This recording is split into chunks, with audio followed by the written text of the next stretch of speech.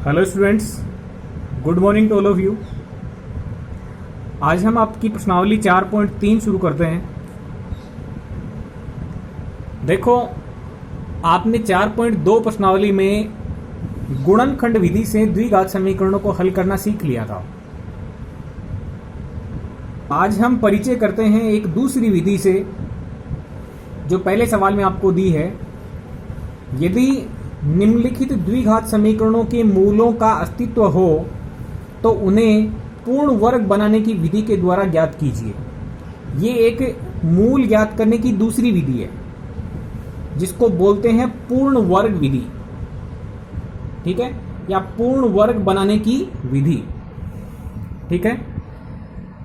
इसमें आपको देखो 4 सवाल दिए गए हैं। पहले में लिखा है 2x² - 7x + 3 = 0।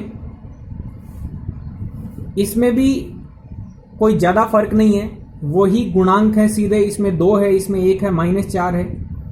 इसमें थोड़ा सा अलग है, इसमें वर्गमूल में एक अंक दिया हुआ है 4√3 और ये भी लगभग सेम कैटेगरी का है। बट इसमें एक स्पेशल बात छुपी हुई है। ये बोल रहा है कि द्विघात समीकरण के मूलों का अस्तित्व हो तो उन्हें पूर्ण वर्ग बनाने की विधि द्वारा ज्ञात करो। तो ये क्या बात होती है, इसको देखना पड़ेगा कि द्विघात समीकरण के मूलों का अस्तित्व कब होता है। मूलों का अस्तित्व कब होता है? तो सबसे पहले देखो, कोई एक सवाल लेते हैं। जैसे हमने दूसरा सवाल ले लिया, इसमें लिख के दिया आपको 2x² + x - 4 = 0। जो पूर्ण वर्ग बनाने की विधि है उसमें हमेशा ध्यान रखें कि जो x² का गुणांक होता है उसको 1 बनाना पड़ता है। विधि को आगे समझेंगे, विधि क्या कहती है, हमें क्या करना है। पहले आपको यह ध्यान रखना कि x² का गुणांक यदि 1 नहीं है तो उसको 1 बनाएंगे। अब देखो यहां पर 2 दिया हुआ है, तो 2 को 1 बनाने के लिए 2 का भाग देंगे। 2 को 1 बनाने के लिए 2 का भाग दे देंगे। 2 में 2 का भाग देने से 1 बन जाएगा, ठीक है। तो इस पद में 1 बनाने के लिए 2 से भाग देना पड़ रहा है, तो पूरी समीकरण में हम 2 से भाग देंगे। ये ध्यान रखिएगा, इसका गुणांक 1 बनाने के लिए पूरी समीकरण को 2 से भाग देना पड़ेगा। तो हम लिख देंगे x² का गुणांक 1 करने के लिए 2 से भाग देने पर हम 2 से भाग देंगे। इस पद में 2 से भाग जाएगा तो 2 से 2 कट जाएगा और x² बचेगा। यहां पर +1 है, x का गुणांक में क्या है संख्या 1, तो 1 में 2 का भाग देंगे तो 1/2 बन जाएगा। -4 में 2 का भाग देंगे तो 2 बन जाएगा। 0 में 2 का भाग देंगे तो 0 बन जाएगा। यानी आपको पूरी समीकरण में 2 से भाग देना है, यानी हर पद में 2 से भाग देना है। तो यहां बनेगा आपका x², इसमें 2 से भाग देने पर 1/2x, यहां पर 1 है, माइनस में 2 बराबर में 0। अब जो पूर्ण वर्ग बनाने की विधि है, इसका पहला कदम हो गया। x² का गुणांक 1 नहीं है तो 1 बना लेंगे, ये आपका पहला कदम है। दूसरा भाग क्या होता है, ये लाइन होती है x के गुणांक के आधे का वर्ग जोड़ने तथा घटाने पर। ये पूरी लाइन याद रखोगे। इसमें देखो कितने काम हैं, इसमें आपके 3 काम हैं। पहले आपको x का गुणांक देखना है। x का गुणांक यानी x के साथ में क्या गुणा में है, प्लस का 1/2 है, तो x के गुणांक 1/2 का आधा करेंगे पहले, ठीक है। x का गुणांक क्या है 1/2, इसका आधा करेंगे तो आधे का आधा यानी 1/4। इसको इस तरीके से भी देख सकते हो, 1/2 का आधा करना है, इसका मतलब 1/2/2/1, ठीक है। इस भिन्न में एक भिन्न का भाग जा रहा है, ठीक है। 1 ऊपर जाके गुणा हो जाएगा, 1 × 1 यानी 1 बनेगा और 2 × 2 यानी 4 बन जाएगा। तो x का गुणांक देखा 1/2, उसका आधा किया 1/4 बन गया। आधा करने के बाद में उसका वर्ग करेंगे 1/4 बना, इसका वर्ग करेंगे तो 1/4 का वर्ग करने से बनेगा, 2 बार लिख के गुणा करेंगे तो 1/16 बन जाएगा। ठीक है, पहला काम x का गुणांक देखना, देख लिया, x के गुणांक का आधा कर देंगे, 1/4 बन गया। आधा करने के बाद में वर्ग करेंगे, यानी 2 बार लिख के गुणा करेंगे तो 1/16 बन गया।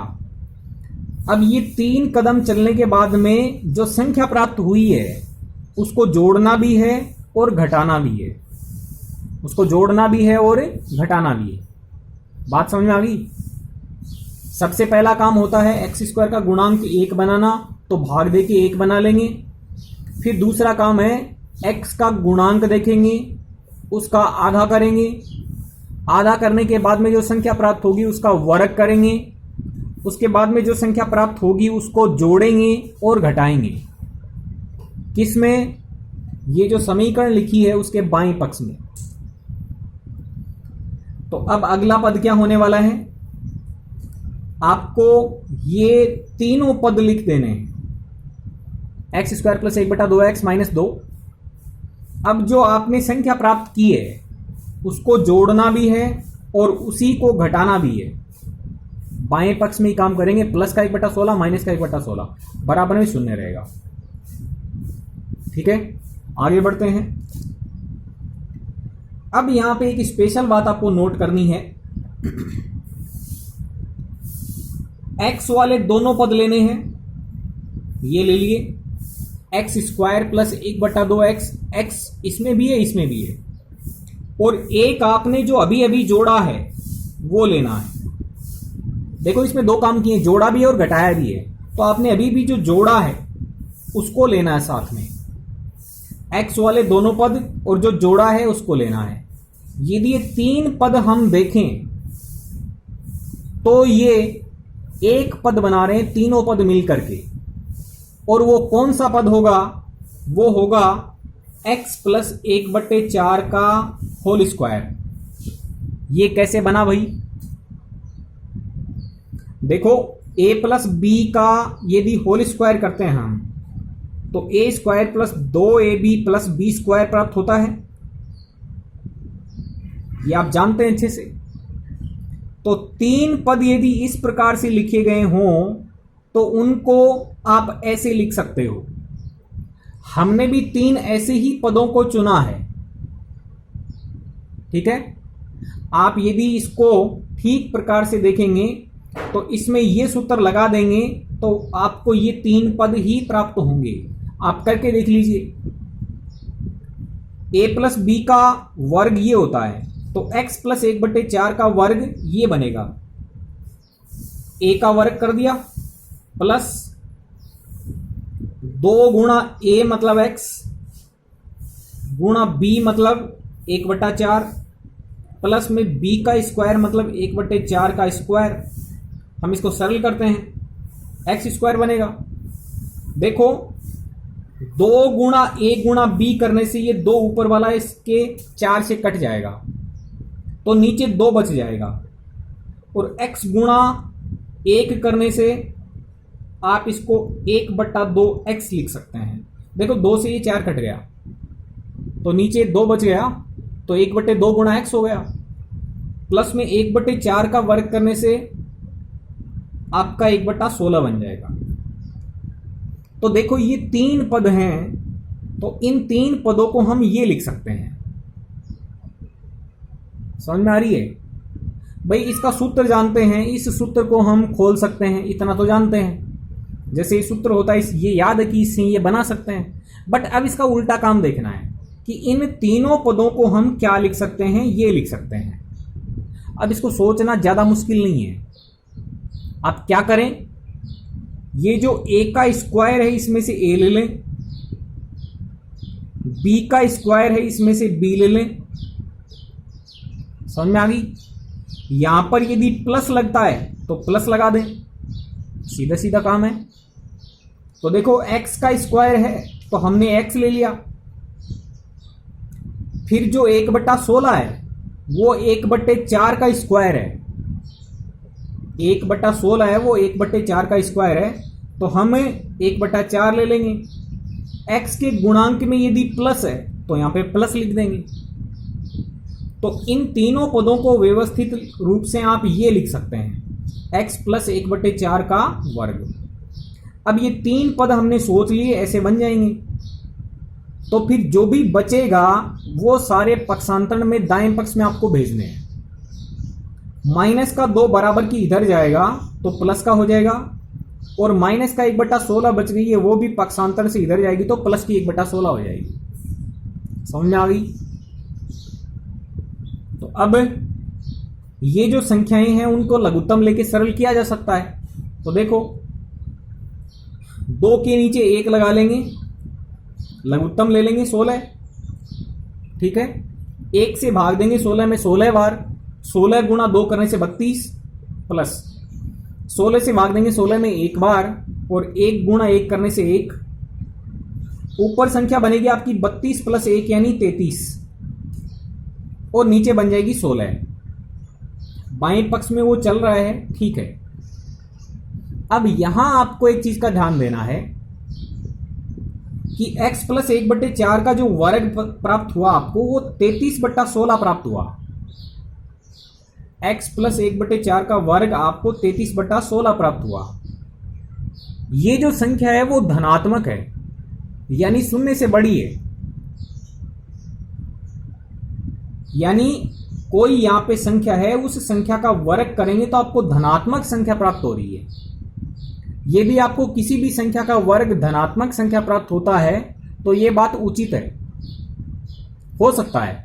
जैसे मान लो 4 है, इस संख्या का आप वर्ग करेंगे तो 16 प्राप्त होगा, ये बात ठीक है। यदि -4 का वर्ग करेंगे तो भी आपको प्लस का 16 प्राप्त होगा, ये भी धनात्मक संख्या है, कोई प्रॉब्लम नहीं है। आपको धनात्मक संख्या ही प्राप्त होती है। आप किसी भी संख्या का वर्ग करते हैं तो आपको बदले में एक धनात्मक संख्या ही प्राप्त होती है। यानी जो प्राप्त संख्या है वो 0 से बड़ी है, 0 से बड़ी है। ऐसा भी हो सकता है कई बार कि किसी संख्या का वर्ग करें तो आपको 0 प्राप्त हो। जैसे 0 का वर्ग करने से आपको क्या प्राप्त होगा? 0 का वर्ग करने से 0 प्राप्त हो जाएगा। समझ रहे हैं? तो कई बार आपको 0 भी संख्या प्राप्त हो सकती है और कई बार आपको धनात्मक संख्या भी प्राप्त हो सकती है, लेकिन कभी भी किसी संख्या का वर्ग ऋणात्मक प्राप्त नहीं होगा। ये दोनों स्थितियां बन सकती हैं कि किसी संख्या का वर्ग करने से आपको धनात्मक संख्या प्राप्त हो जाए, उचित बात है। किसी संख्या का वर्ग करने से आपको 0 प्राप्त हो जाए, उचित बात है। लेकिन किसी भी संख्या का वर्ग करने से आपको ऋणात्मक प्राप्त संख्या नहीं हो सकती है।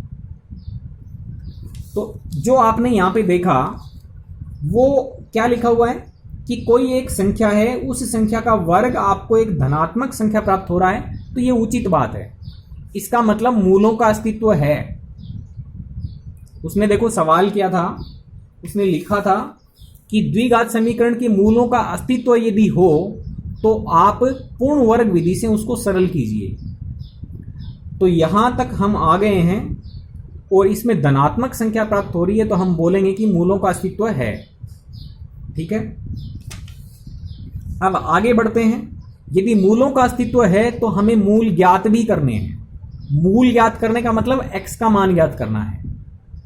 ठीक है, मूलों का अस्तित्व तो है, अब मूल ज्ञात भी करने हैं, यानी x का मान ज्ञात करना है। तो आप एक सीधी सीधी बात समझें। आप ये जानते हैं कि 2 का वर्ग करने से आपको 4 प्राप्त होता है। 2 का वर्ग करने से 4 प्राप्त होता है। आप वर्ग को यदि दाएं पक्ष में भेजेंगे तो इधर वर्गमूल बन जाता है, यानी ये वर्ग यहां से शिफ्ट होके इस पे गया तो वर्गमूल बन गया और इधर 2 बच गया। हम लिख सकते हैं, समझ में आ रही है बात? तो वर्ग को हटाने से वर्गमूल प्राप्त होता है। तो हम भी क्या करेंगे,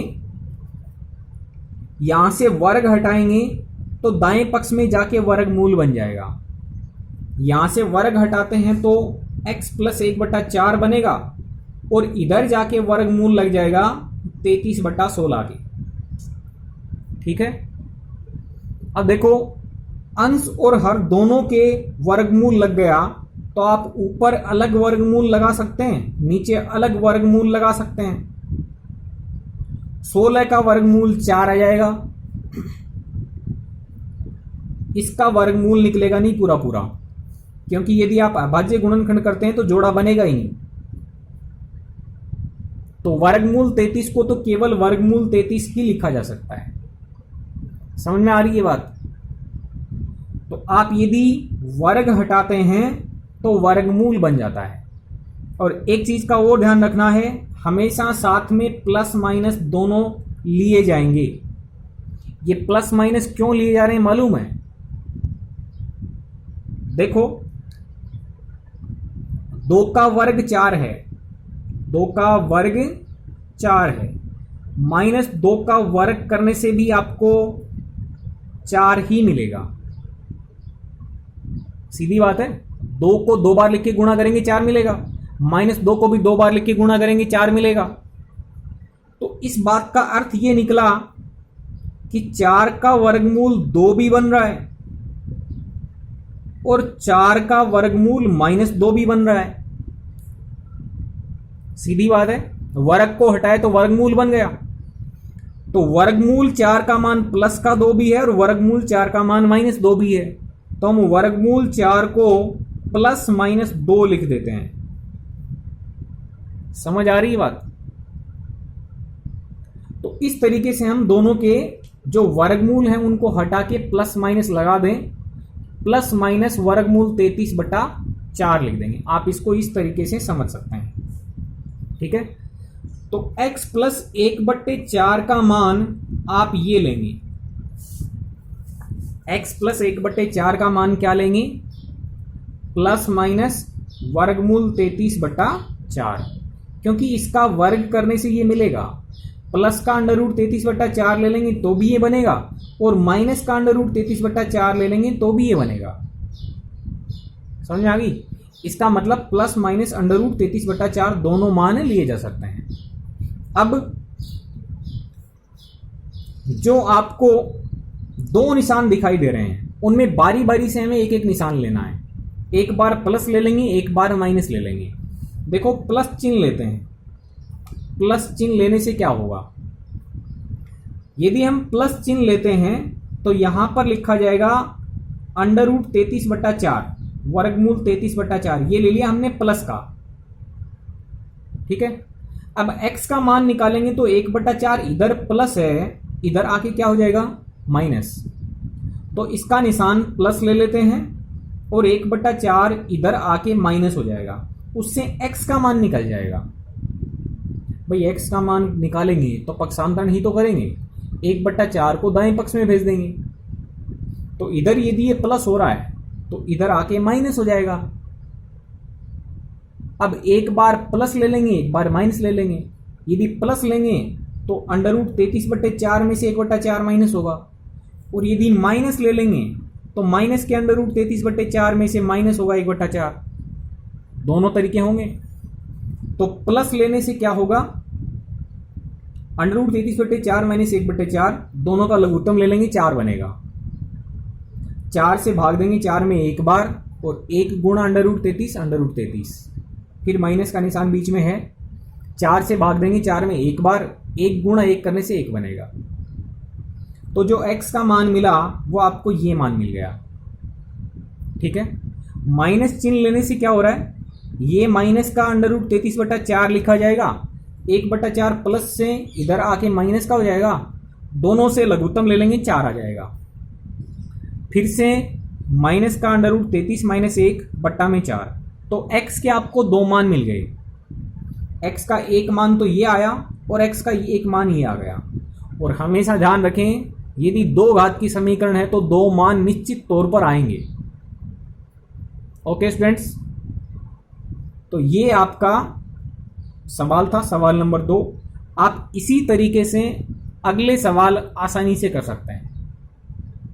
okay students, thank you very much.